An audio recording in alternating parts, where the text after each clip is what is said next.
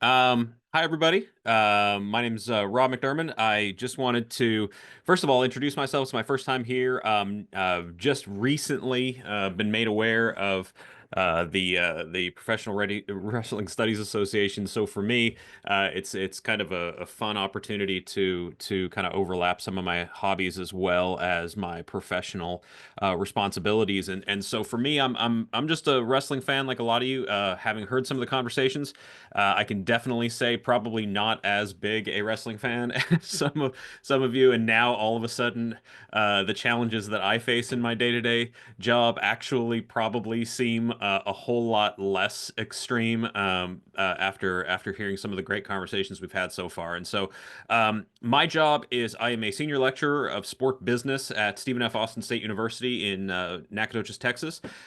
We run a sport business program that is based out of a college of business. And so we have a primarily business curriculum, business undergraduate basket of courses and things like that. And so there are opportunities that are present to incorporate professional wrestling into the curriculum. And so, what I want to talk about today, and hopefully everybody can hear me and everything's going good, is I want to talk about some of the opportunities present in higher education, specifically in curriculums related to sport business or sport management, which are areas that previously I think have been rather relatively untapped by the world of professional wrestling to incorporate professional wrestling. And so the opportunity, as I see it, and what I'm going to talk about today, is that when you have a degree that is focused on trying to prepare students for working in an industry, and particularly what I do is prepare students to work in the sport industry, whatever that looks like,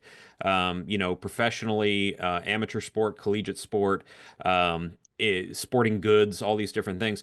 There's an opportunity to introduce them to large scale concepts through the lens of professional wrestling because more and more, and kind of Tanisha, to your point earlier, is that we are seeing like sort of the legitimization of professional wrestling through a lot of different platforms. We're seeing it become very much integrated into the culture and the zeitgeist of our country. And so I would be remiss if we sort of left it out because there was this latent belief that it was not real or didn't have value. And so because I operate with a flexible curriculum, I can kind of use examples as I see fit, and I use a lot of case studies in the way that I teach in my curriculum. Professional wrestling offers an incredible opportunity to integrate um, examples from pro wrestling into very important business related topics and subjects. And that's why I'm here today. But I will put a giant disclaimer on this is that this is by no stretch of the imagination an exhaustive understanding of what it is that I'm trying to accomplish in my professional practice or also advocate for, but it's just going to be a little bit of a taste. And I think if nothing else, it's going to offer the opportunity for us to have deeper conversations about what we could do with this kind of thought process or what might be possible. And so I'm going to cover seven particular ways that I use professional wrestling to highlight very important and key elements of the sport business world to my students. This is not an exhaustive list. I use plenty more of these, but for the purposes of time, I wanted to kind of keep it short. And so I'm going to talk about the dollars and cents, the revenue and expenses behind professional wrestling. I'm going to talk about how professional wrestling offers an incredible opportunity to look at labor relations and the rights of workers. Mediated spaces, the idea of how we come to understand sports through the lens of the media. I love talking about sport law, specifically negligence. I'm going to talk about a great case study that I use about negligence, sponsorship activation, name, image, and likeness, which is basically just personal branding. But of course, we live in a world now where college athletes love to talk about NIL, so I'll talk about it through that perspective. And then lastly, the idea of professional wrestling being the leading edge of technological innovation and how the world of sports has really picked up on that. And so for me, it's how do you take these big topics and use pro wrestling to emphasize it? So the first one to me, that's important. Is just I have to make sure my students understand how the business model of pro sports works. And to be honest with you, there's nothing easier to understand than to try and to teach people that the vast majority of revenues these days, as we all know, is coming from large media deals. And professional wrestling is no different. I love to talk about how TKO, specifically the UFC WWE partnership, has really exemplified this in the sense that they have a handful of very, very large revenue streams, whether it's NBC, Netflix, whether it's the premium events going on in the Middle East. Specifically the relationship with Saudi Arabia, there that I can teach students that for the vast majority of businesses, sport businesses, specifically professional sporting organizations, they are essentially beholden to the dollars coming in from the large media sources.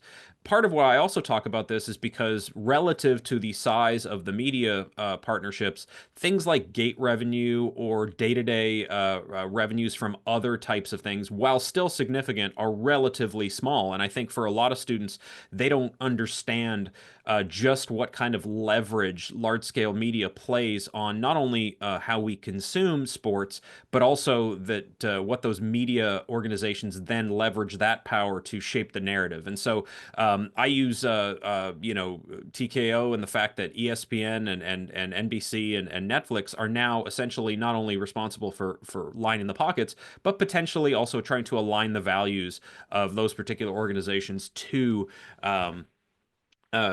whatever it is that their agenda is. On the expense side, I also point out that the vast majority of expenses, are generally in most sports organizations, it's usually split between the players and the owners. Of course, in the UFC and in WWE, that split less obvious, and so that brings me into a conversation that I can then have once again using wrestling as a great platform of why does it get to that point? Why does it get that way? And of course, that's when we talk about labor rights, collective bargaining, unionization, things like that. And as we all know, most professional sports organizations these days have some form of a players' association, some sort of collective bargaining arm, some sort of labor rights organization. And we also know that professional wrestlers don't, right? And it is a giant, endless hole of, I can just go down a rabbit hole of example and stories of unprotected athletes, whether it's athletes losing their jobs, whether it's athletes being injured and not being compensated fairly, whether it's athletes without protections, whether it's athletes who are victims of various different policies that they are wildly overpowered. This becomes a great example of discussing the necessity for labor rights and discussing the necessity for collective bargaining and also the history of those in other professional leagues. And so, strangely enough, even though there is an absence of both of these elements in professional wrestling, in a lot of ways, it opens up the discussion point to be able to then talk about the history of those events from other professional organizations. I also like to spend quite a bit of time in my courses trying to discuss the difference between professional wrestling as an art form and sports as an art form on the field of play between actual performers, and then the mediation of those particular art forms through the lens of the media, and specifically the blended media that we're seeing today, where we have performers who are acting as commentators and things like that for both professional wrestling as well as traditional sports.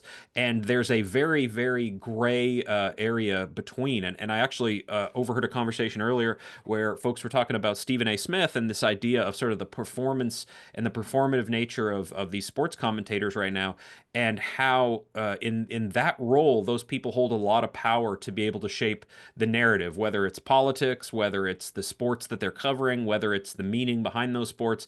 And in some ways, when you look at people like Pat McAfee, who has been a very important member of both the WWE universe as well as ESPN over the last 2 or 3 years, how much of both of his positions and roles feeding into each other to add legitimacy to WWE, as well as then create the character Pat McAfee as a marketable, bankable star. And so I use Pat McAfee among others to discuss that sort of relationship and role. And again, the more prominent he becomes in his traditional role, the more valuable this lesson is when you talk about him through the lens of professional wrestling. I love talking about sport law and negligence. I use this quite a bit. There are dozens of examples, but my absolute favorite, and I say this obviously with a heavy heart because as a Canadian, Owen Hart was one of my favorite wrestlers growing up. Is that the Owen Hart case provides an extremely valuable case study in the world of sport law as well as classic negligence case, failure to protect somebody and failure to live up to a duty of care responsibility. And in the case of Owen Hart, I can usually use very effectively the inability of WWE to properly secure Owen's harness as a very clear case study of what does it look like when you are taking part in these large scale activities and then you have a duty of care to protect your wrestlers from unnecessary harm, and then that harm takes place because somebody did something that they weren't supposed to. In this case, it was a poorly it was an ineffective carabiner and perhaps also other things that were missed. And then what does that look like through the legal process? And so we bring out the legal case. We look at the video of Owen's wife and the things that happened afterwards. And I think that this is extremely important because what we see now is we see the law and case law specifically being impacted by the world of professional sports. And so in this particular case, very effective. Of course, this is also introducing students to a portion of wrestling history many might not be aware of because it's becoming a little bit more a part of our deeper backstory and deeper history. Did here and self-sacrificed himself into a giant toaster was one of Zelina Vega and her cosplay when it comes to street. I'm a huge fan of college sports. Without getting into the legal side of name, image, and likeness, which in and of itself is has a very long and complicated idea. It's got to be one of the largest social media platforms. The ability to use the characters, the ability to use the likenesses, the ability to use the songs, the ability to use all of the different various properties embedded within professional wrestling is a great case study for athletes looking to find ways to leverage themselves for deals with which they can get compensated. And for college athletes, WWE is doing a very direct job of that by actually bringing them into their fold and giving them this knowledge. How do you use your skill and your personal brand? And one of the best examples right now, and I'm going to draw a blank on her name, and I apologize, is there's a recent student athlete from Baylor University who is part of the acrobatics and tumbling team who is now going up through the Performance Center as a future WWE star. And it's a perfect example. She had a great social media feed because she had an interesting look as well as a just an explosive performance as an acrobatic and tumbling athlete. And now she is going to be the next WWE superstar. And these are the kinds of things that WWE can take that expertise and push it forward to traditional athletes looking to leverage their expertise and their skill set. And then lastly, for me, there are dozens of examples where I can explain to students that we have technological innovations in sports largely thanks to innovations that were pioneered by professional wrestling as well as large companies like WWE and others. My favorite example, of course, for anybody who ever followed the old XFL back in the good old days, I'm not talking about the new version, I'm talking about the first failed version. We got the Skycam, we got the Steadicam hooked onto the side of a referee. We got microphones put into athletes' apparel so we could hear what they say during the games. Obviously, all of those are now very common in the world of traditional sports. On the right, you see Thunderdome, which during COVID was obviously the technological innovation that allowed WWE to come back on live first. And of course, that was instantly copied by the NBA very quickly with the bubble, and then it was followed closely with other leagues that looked for ways to get back up and running and provide that experience with fans.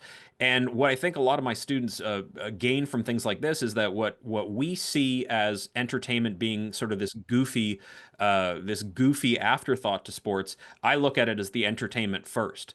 Entertainment first means that these are the companies that are really pushing the boundaries on video technology, audio technology, broadcast technology, and things like that. And it goes without saying that WWE is always among the first. Pro wrestling is always out there first, whether it's pay-per-views, whether it's WWE Network, whatever the case may be. And that's an important lesson to learn because we can see as a case study what will be the future. So with that in mind, again, I want it to be relatively quick, and I apologize if it's a little bit oversimplified. I think that was kind of intentional, but I do want to point out that the reason I do this is because I recognize the value of professional wrestling as not only as an industry but as an art form, and it's something that I feel like gets obviously wildly undervalued. And it goes without saying that most people just scratch their head and ask why. I don't. I see the value of this. I also think that this is an opportunity to tap into the zeitgeist. What we're talking about right now, a lot of the things that you guys said prior to my presentation, to me, are the kinds of things that my students are asking themselves. They're asking themselves the questions about social justice. They're asking themselves the questions about politics. They're asking themselves the questions about their world leaders. And by introducing them in this angle to professional wrestling, perhaps they get the values that come out of professional wrestling out the other side. And lastly, I think this is untapped. There's a huge opportunity here to explore deeper curricular integration. I'm just scratching the surface. By no stretch of the imagination is this exhaustive. And I feel like what we all need to be doing in things like this is offering ways to find new and fascinating and frankly legitimate ways to integrate professional wrestling into our professional practice. If anyone wants to reach out to me, you can hit that QR code. It'll take me take you to my LinkedIn.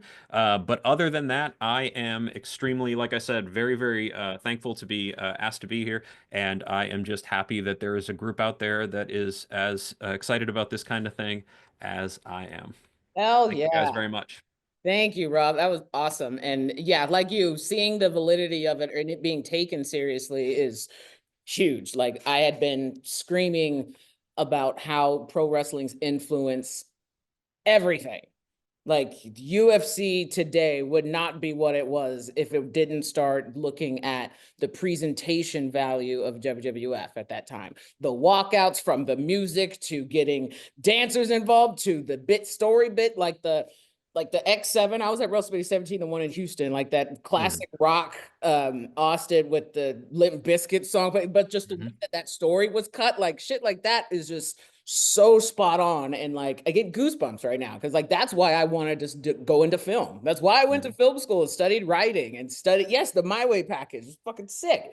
Like that, I went into screenwriting in grad school looking at pro wrestling as a template as for script, and in terms of engagement. And so in bringing in now all of these other angles of sponsorships like you were getting into was huge. And I was, as you were talking too, I was thinking like, well, shit, for like NIL and all that stuff, that's necessary for a lot of women's sports because then WNBA gets paid crap. So they're getting more in their sponsorships. They have to Mhm. go out. They're now taking advantage and leveraging NIL while in college. And then even as a professional in the WNBA, now doing Unrivaled, which also has Mhm. equity packages for the players, or they play overseas in the off season here to offset the cost that the league isn't paying them. So I absolutely love that. That was a great chat. Thank you. Thank you, Rob. Lowry, where are you? You were in here. There you are. I see your name. Hi, friend. I'm Hi. here. Hi What's up? there. How's it going, everybody? It's going. Yeah, let's talk about, you've been collecting this anthology research for a while now, right? Mm. Long, some might say. Yeah, so gather around as I tell you a tale.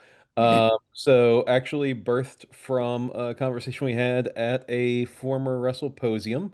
Yeah. We wanted to create a anthology that looked at the impact of COVID-19 on the pro wrestling industry. So there are three different editors that were working on this.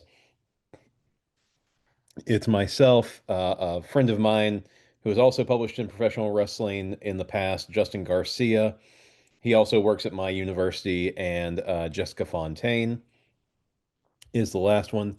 So two folks from Millersville University and one from McGill.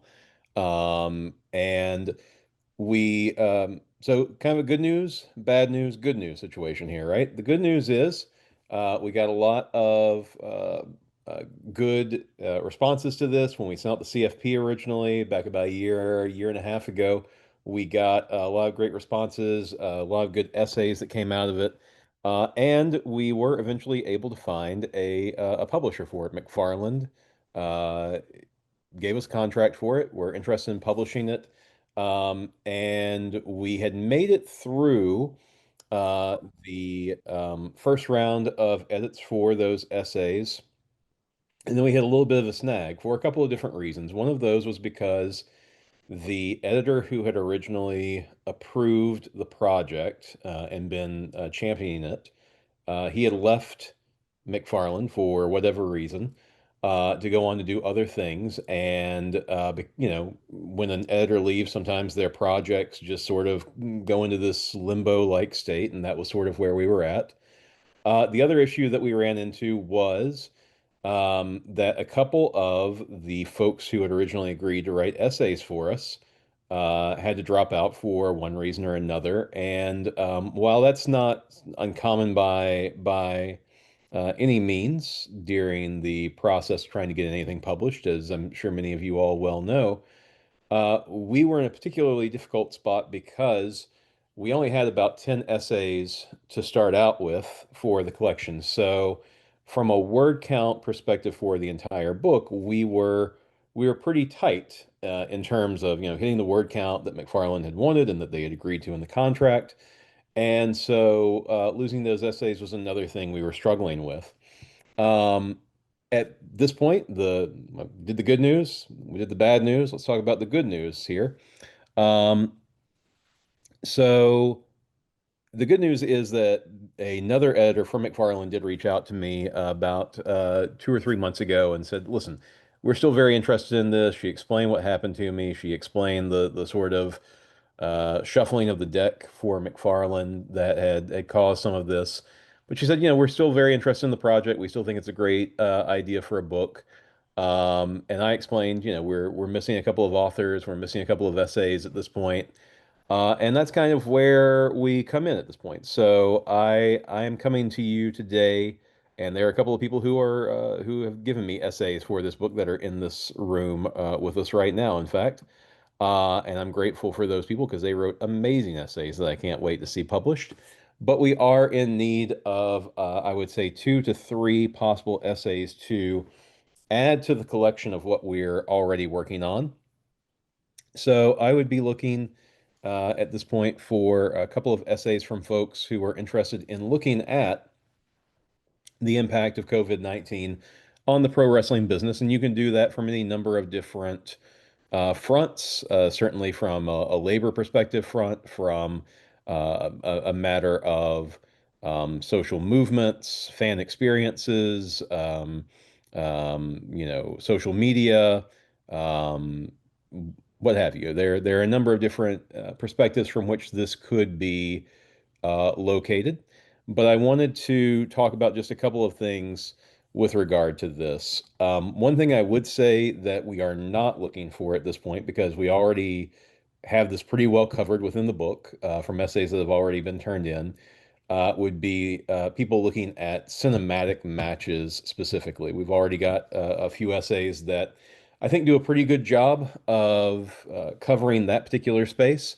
That being said, one thing that I would say would really be great to have are more essays that look at the impact of the COVID-19 pandemic on independent professional wrestling at spaces outside of the WWE or AEW. And particularly, while we already have some essays that look at pro wrestling from outside the US, we have an excellent piece on British pro wrestling, for example. We have at least one on Japanese pro wrestling. I really am interested in seeing some great articles looking at Lucha Libre, looking at Japan, looking at Great Britain, looking at Canada, looking at those spaces outside the United States and how these other countries dealt with the COVID-19 pandemic. So we would certainly be interested in seeing some pieces on that. I can also tell you just a couple of logistical things here. Uh, so what I would be looking for is for you to send me a proposal of around 250 words in the form of an abstract so that I could see what you're thinking about and see if it would fit into what we're doing with the book.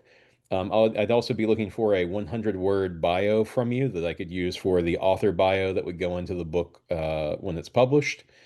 Final chapters, we're looking for around 6,500 words for the chapters. Um, the reference style is Chicago, just FYI. And some due dates here for you. So I was hoping to be able to get the proposal or abstract from you by May the 16th.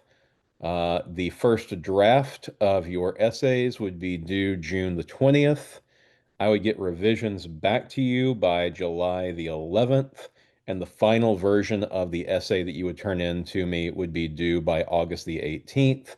We're going to turn everything into the publisher on August the 31st to meet our contract.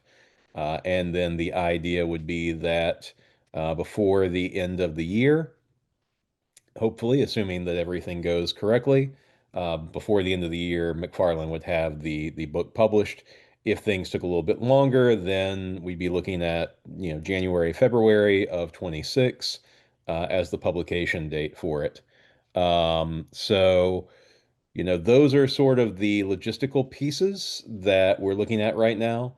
I really believe in this collection. I think there's a lot of good to be had in it. I think it fills an important space within the literature about professional wrestling. I think we've got some excellent essays that have already come in from some really amazing authors, and I've been really inspired by the wealth of material that we've already received and that we've already edited. I think that's going to be fantastic. Again, at this point, really, I want to make sure we get those next two or three essays in there to be able to make sure we can make that word count, and not just from a word count standpoint for the total word count of the book, but more importantly than that to me, I want to make sure that when someone reads this book, that we've really covered all of the different aspects of the pandemic from a pro wrestling standpoint that we possibly can, so that it's as complete and full a book as we can possibly make it for the people who are going to read it and are going to be using it. Um, and yeah, that's where I'm coming to you from today. A pretty short presentation on my part, but sort of we'll call it a presentation slash a presentation maybe Yeah, a little call to for you action. to maybe send in some great work for us and be a part of this. What I'm going to do right now for you is I'm going to put into the chat. That's my email address at my university. I would welcome you to email me with your proposals. Also, if you have any questions or any concerns, things of that nature, that I might be able to talk with you about, happy to do that as well. And I'm going to put the due dates in here as well, these new adjusted due dates Oh, based on what I've heard from McFarlane there for you, just so everybody has those. And that's really it, folks. I mean, we're looking to get this book finished. We're looking to get this out into the universe, so to speak. And we think we've already got some really great stuff out there, but we want to add your voice as a part of that. look, you already got Rob in. He's like, done. Got Yeah. you. Contribute to the collection for sure. Looking at how post-COVID business model for pro wrestling, especially in the reduction and house shows for sure. Yeah, Rob, did you want to comment on that too? Where'd you go? There you. Still here. No, I was the no, I just wanted to say that I think it's a great idea, something that is definitely necessary, and obviously timely. The longer we go further out from COVID, the less relevant, and obviously the less it's in people's imaginations and the front of their minds. So Very, Mhm. very good. My only question was, if there was something more specific to my expertise, which I'm putting in an email for you. So by no stretch of the imagination am I going to take up this conversation with that. But great job. I think it's going to be something that's going to be awesome. Yeah, well, I'm happy to have that conversation with you over email. And to your point, by the way, that very sentiment was something we got back from a couple of different publishers we approached before McFarlane finally said yes, right? I mean, I have two or three, you know, sort of lovely rejection letters that say this is a great idea and we really love how diverse the group of authors is. Everything about this book is right. We just really wish it wasn't about COVID-19 because we think people are tired of reading about that. If it was about anything else, we would say yes. And look, I understand that perspective to some degree. I would push back slightly on that only by saying especially because of the sort of highly archival nature of pro wrestling, both through things like Peacock and Netflix, but also, you think about AEW. AEW has this new deal with, I'll probably always call it HBO Max, but it's just Max now because that makes more sense somehow. But Max is now putting out all of the old AEW episodes of their Really? television programming. Yep, they are. They haven't got all of them on there yet, but they've made it through either most of or all of 2020 at this point with the Yeah. episodes of Dynamite. They're still working on putting up all of the pay-per-views, the PLEs, that sort of thing, but they are putting that material back up. Wow. And so I've actually been going back through and rewatching the year of 2020 through the eyes of AEW. And I have to tell you, it's pretty interesting to go back and watch those empty arena matches and those empty arena events, or, if we're talking about the WWE, watching, the Thunderdome material now, some 5 years later, which somehow doesn't feel at all like 5 years later to me. But it is fascinating to look back on that and to see the ways that the companies tried um, to figure out how to put on a show without one of the most important parts of that show, which would have been the audience, right? And it's a bit like I remember when the Beatles came out with their Get Back documentary, and there was an episode of the late night show with Stephen Colbert where Colbert was talking about how frustrating it was to watch it because you're watching them come up with these iconic songs, right? And they're struggling to figure out what are the lyrics going to be to this song, and he's like, you just want to yell at the screen. No, no, the lyrics are this. It's very clearly that the lyric is going to be this because that's what it is in the song. We all know it. We've heard it for years. And there's a little bit of that now for me watching, some of those very early, like March, April shows from 2020 for the WWE and for AEW, where they're trying to figure out exactly what they're going to do. And you go, no, no, no, it doesn't work as well this way. In 3 months, you're going to figure out that this is a better way of doing this. And of course, we have the value of hindsight there, right? But to watch the process of them sort of fumbling around in the dark, trying to figure out what those processes are, really is fascinating even now.